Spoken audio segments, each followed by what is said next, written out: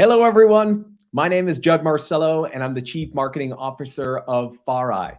FARI is a distribution logistics last mile leader, global presence, helping companies deliver all of their packages to all of their consumers, helping companies create efficiencies in their delivery logistics.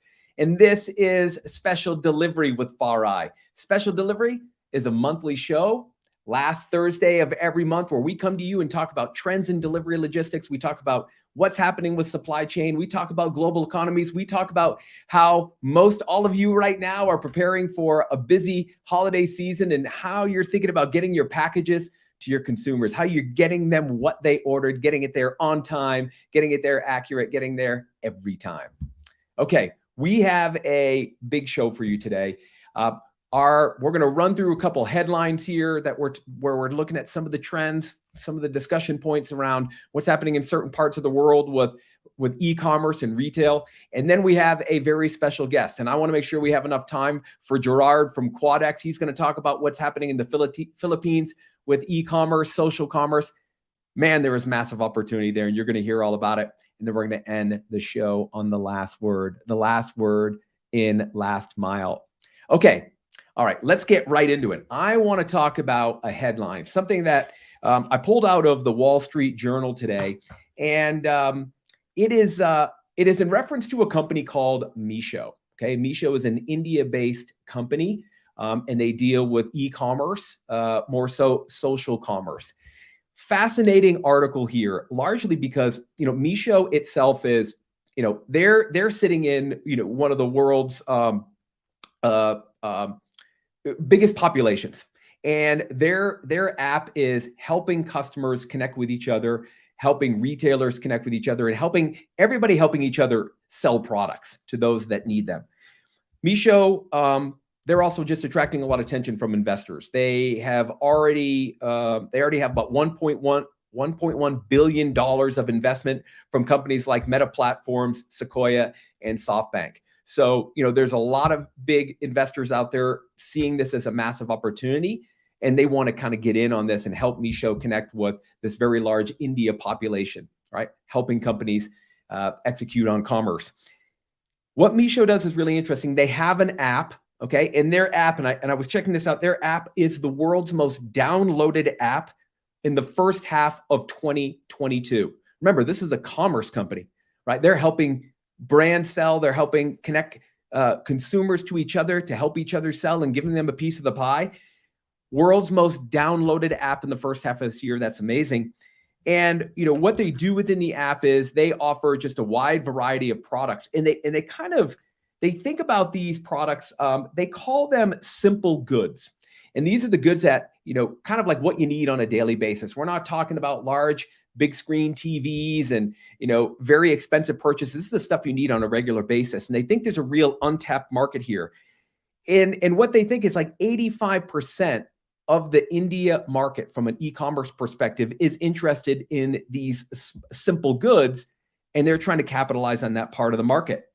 And the way that they're doing it, not only with their app, they're offering consumers the ability to share links to products and to be part of the social commerce aspect of e-commerce, allowing them to share in the distribution of products and allowing them to share in the profitability that comes with selling products and being part of like a selling network within their own social network.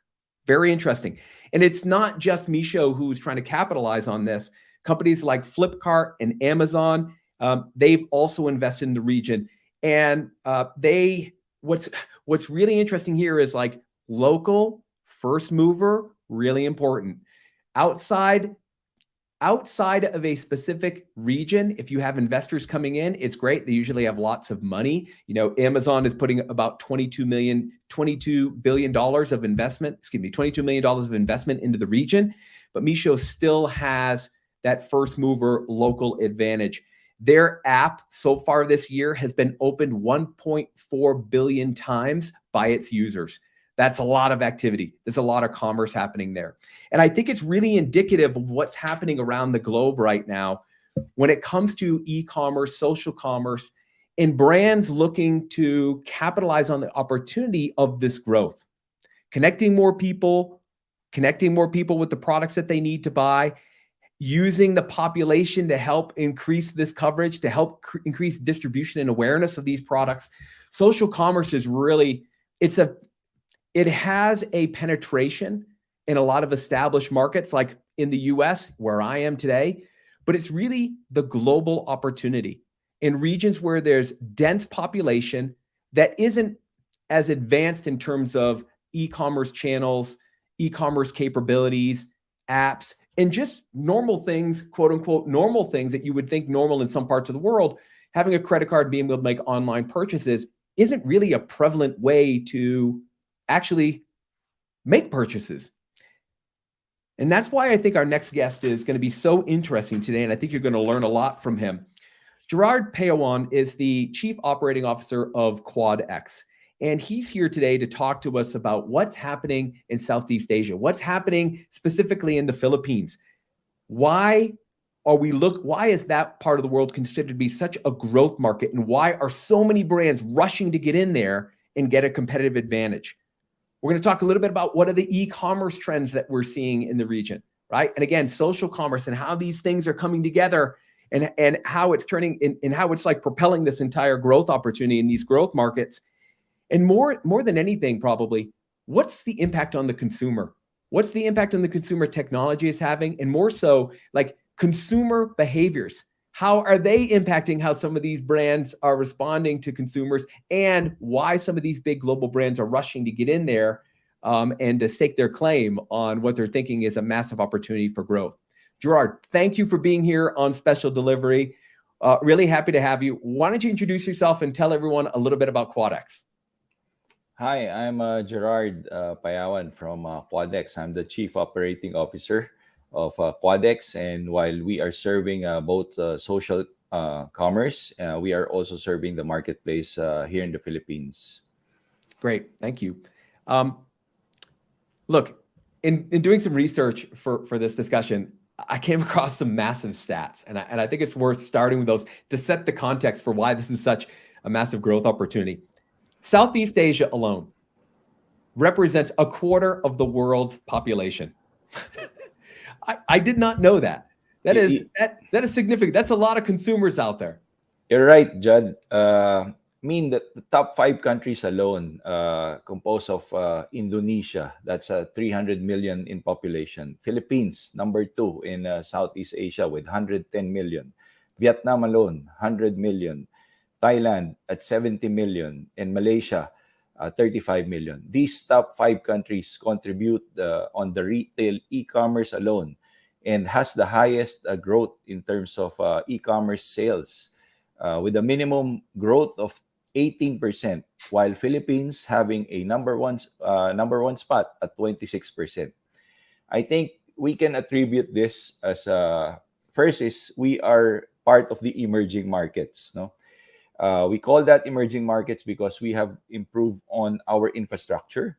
I think internet availability has prospered across our nations. We have mobile devices in mostly urban areas, and everyone has internet access. So I think that's a huge market in this eastern side of the world. Yeah. So massive population density,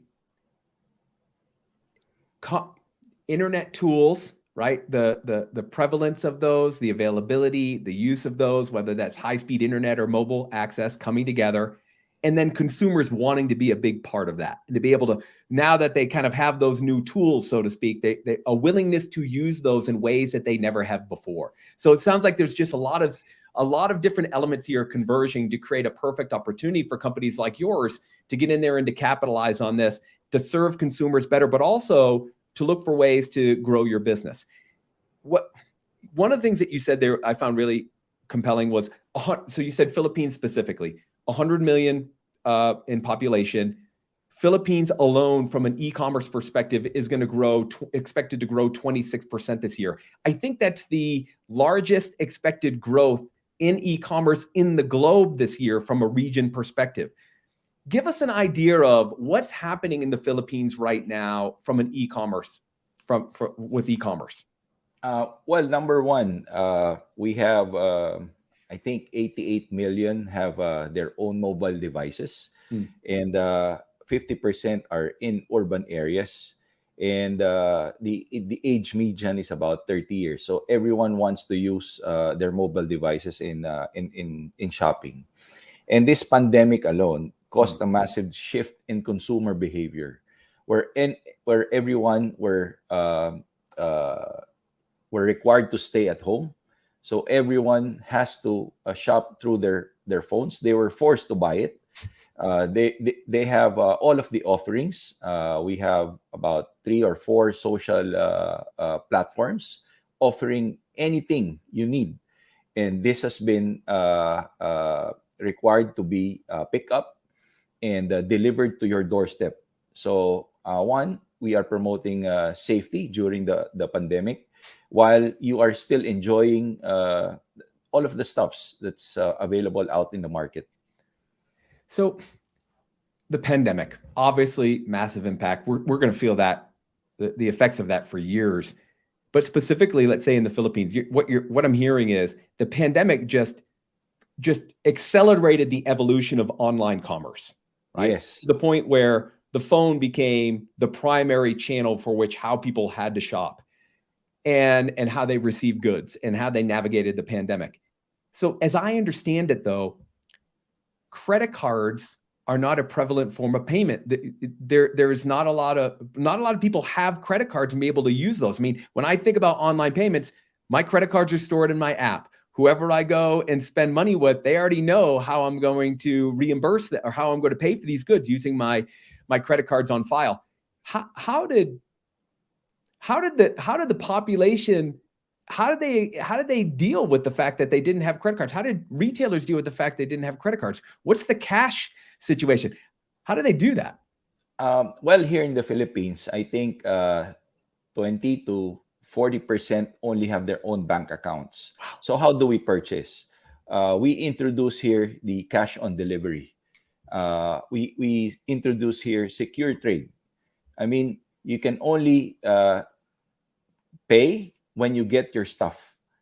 So when sellers sell their goods, we will guarantee a secure trade. So wherein we pick up the goods, we guarantee it for them.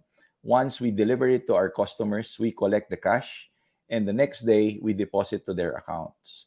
Wow. So that's how we define the delivery here for e-commerce, wherein we just have to make use of cash as a form of payment because they are afraid to use of the credit cards due to some frauds that is happening for some of those with accounts.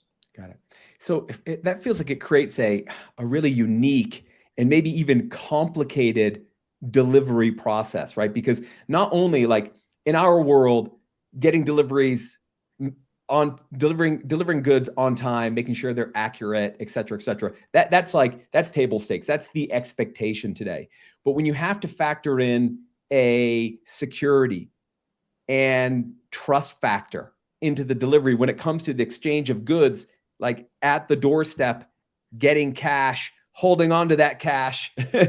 You almost have to think of, you're delivering goods, but then you have to accept cash, and then you have to make sure you deliver that cash safely as well. I mean, it just sounds like there's a lot of complexity there. Like, how do you navigate that complexity? How do you deal with all that complexity? Well, number one, we need the system for it to monitor everything. That's why the use of RI is a amazing tool for us, wherein we can track all those packages. At the same time, we track the amount that we collect, and then the deposit is just a tools in the banking system that we deposit right to their account. So what is important is we have the entire visibility from the movement of the goods and from the time it was picked up, sorted, up to the last mile, and even up to the return side. So just have to marry the data on the amount collected and the amount to be deposited. Yeah. Again, like deliveries are complicated enough, but just thinking about the cash component here. And would you say like this is, we at the beginning of our conversation here, you talked about a number of different regions and population density, Vietnam, et cetera, multiple countries. Is the reliance on cash as the primary form of payment standard in those regions as well? Yes, I think it goes as well with Indonesia and Vietnam. Mm. And so that component there to me just sounds like there's a different, the thing I keep coming back to in my head is just that level of trust that you have to have. The trust that you have to establish, Quadex, as kind of like the intermediary here, and then also with the brand that's the sellers and then the buyers. It seems like a very different relationship purely based on that cash component. And long term, when we think about things like customer satisfaction, customer loyalty, building trust with the customer, these all again feel like table stakes today. This is what everybody talks about in a modern brand and consumer relationship. But for this part of the world, that cash component makes it seem like that is a much more prominent. It plays a much more prominent role. Let me ask you, from a delivery landscape point of view, how has this change in e-commerce impacted deliveries? Just like the nature of deliveries and what the expectations are from a brand or consumer. Well, first, how do we redefine delivery? One, we need to show customer visibility. They want to. Everyone wants to know when the shipments will be picked up, when will it be sorted and transferred to the delivery hub, when will be the schedule of the delivery. Okay? They have to track the parcel from the seller all the way to their doorstep. And then the second is we need to prove the delivery happened. So a proof of delivery, whether it is a dispute from a customer side or for the seller side, we have to show that. And the third is once we collect the money, we have to also disburse to our sellers. So that's how we redefine delivery here in the Philippines. And in that, what are you seeing? So in how that kind of redefinition, if you will, as you said, of deliveries in the region, what are some of the trends that you're seeing just from a business standpoint in terms of like the new needs that are created by the impact on e-commerce, or the verification of delivery, or the use of data? Like, what are some of the other trends that you're seeing, not just from you, but you're seeing around you in the industry, just like on delivery and what the new expectations are? I think performance-wise, we are now being assessed in three areas. Number one is cost, okay, to be able to deliver economically. Okay. The second is reliability. This is once you commit, the seller commits a delivery within 2 days, you have to make it happen. And the third is time. You are being assessed on the speed of delivery. If you will be able to exceed expectations or deliver before the committed time of delivery. So those are the three components that if everything is equal in all of the players, you will be assessed on those three parts. So thank you. So from a business standpoint, cost is obviously number one, creating efficient deliveries right now.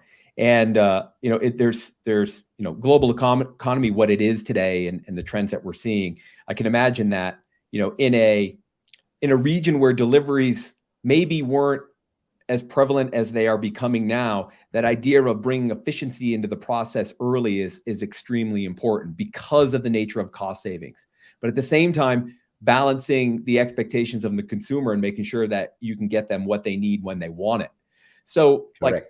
do you find like that the cost piece is prominent in your conversations with your customers, and they're consistently looking for ways to reduce costs and coming to you to find those efficiencies? Well, number one attraction on e-commerce is free delivery. So there's no free delivery, but we just have to lower the cost and market it that way. So it's just becoming. You have to become more efficient on your operations, as well as finding the most economical way to move things. And from a, and I'm sure there's a very competitive nature to executing that way, like not just competitive in in a local market perspective, but competition coming from outside the market. In previous conversations we've had, you've talked about how Walmart or Amazon, Alibaba, Flipkart, all coming into the region and trying to capitalize on the growth opportunity there. Can you give me an idea of like what's happening from a competitive standpoint? How are companies coming in? Are they using a lot of their kind of like global infrastructure and larger budgets and bigger impact to really put pressure on you in the market? And how do you combat that? I think if I compare it with Alibaba, Alibaba has a advantage because they're bringing their goods from China, and it's much closer to the Southeast Asia market. So cross-border is being promoted, wherein you can order anything from China and be here in the area within less than 5 days. Okay, so that's a let's say another market for our the countries that are having access to Alibaba sellers. Okay. While also the local players here, let's say the big retail, has to adapt as well on the e-commerce trend. They have to also put up their platform or join the other platforms here to become also part of the marketplace, because you will have an access to about let's say in the Philippines alone about 50 million that have downloaded the app. So those are the markets wherein if you are just on a, let's say, one mall, shopping mall here, you will just have an access on your area. But if you are entered into the platform, you will have the access for the entire country. So I think that's the advantages on having on the e-commerce side. You don't maintain a warehouse or a you're not limited to your area, but you have access to the entire country.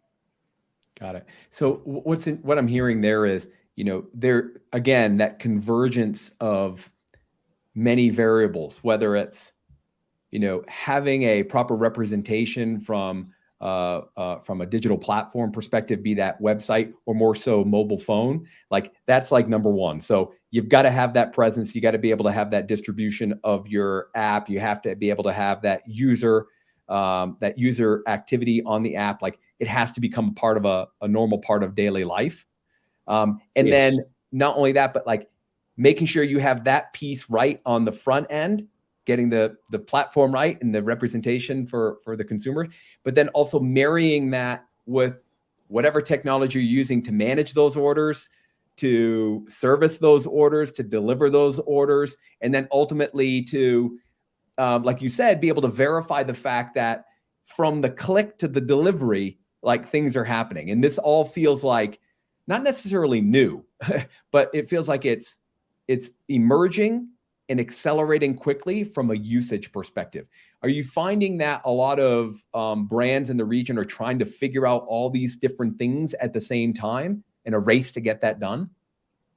Yep, I think we can attribute that to ease and convenience of the users.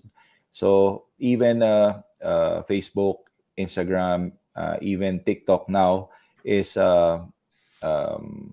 probably getting onto the bandwagon, because live selling is also big here in Southeast Asia. So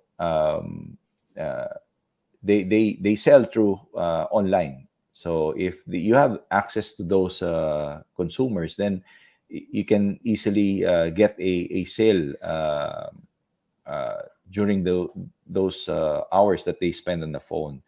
I think Filipinos spend 4 hours utilizing their mobile devices on shopping alone.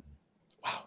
So it's really important to understand those usage behaviors, when they're using the phone, why they're using the phone, how you can make sure that your offer is in front of them more so than competitors. I think, and like with anything today in e-commerce, that's all about data and how you utilize data and how you incorporate those insights into your operations and your logistics. I mean, that just has to be a big part of what you're doing. Yep, I think the power of data help us a lot. Number one is the forecast. It's very important. Is how many sales that we will be expecting. The second, if we get that forecast, we will have to plan our move on the operation side, whether planning for first mile, how many riders do we need, how many trucks do we need. The same with the batching and algorithm. We have to operate efficiently. We have to put density on the routing plans, and we have to ensure we utilize the right fleet to be able to maximize our trips going to the final destination and going back as well, including the last mile.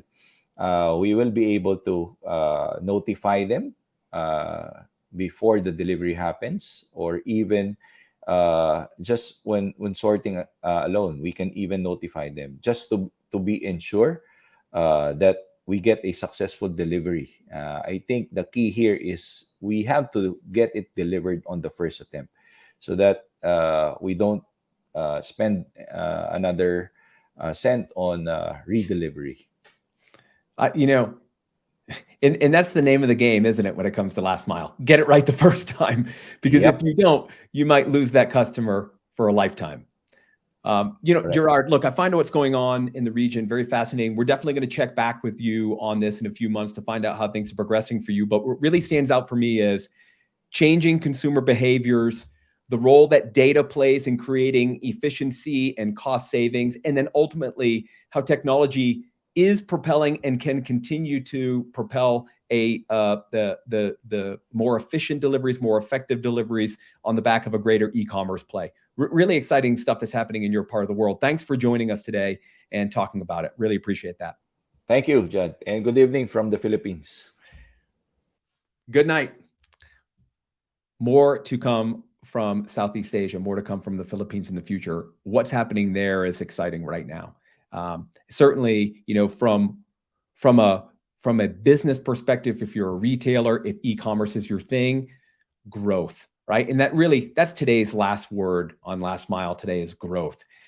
Any business right now, considering the state of the global economy, is looking for ways to maintain their growth rate, to accelerate their growth rate, and looking into emerging markets is one way to do that. And what I love about the discussion today is really kind of what I ended on with Gerard, is this idea of a number of very important variables converging at the same time, right? The access to technology, the use of technology in a specific region, how that can change consumer behaviors, and that what that does to a retailer or a seller, the impact that it has on their business to evolve with the consumer, evolve with the market from a technology perspective, use data to create efficiencies. We talked about cost being really important. We talked about time being really important. We talked about reliability being really important. All of that can be driven through a better understanding of the consumer, a better understanding of data, and then using tech to make sure that you're connecting the two. Really fascinating. We will definitely follow up with Gerard. Okay, that's it for today's edition of Special Delivery. Join us again in November. I think we're pulling our episode forward by a week or so because of Thanksgiving here in the US. Nonetheless, we're going to see you in November. We're going to bring on another great guest. I'm sure you're going to love it. Thanks for being here today. I'm Judd from Far Eye.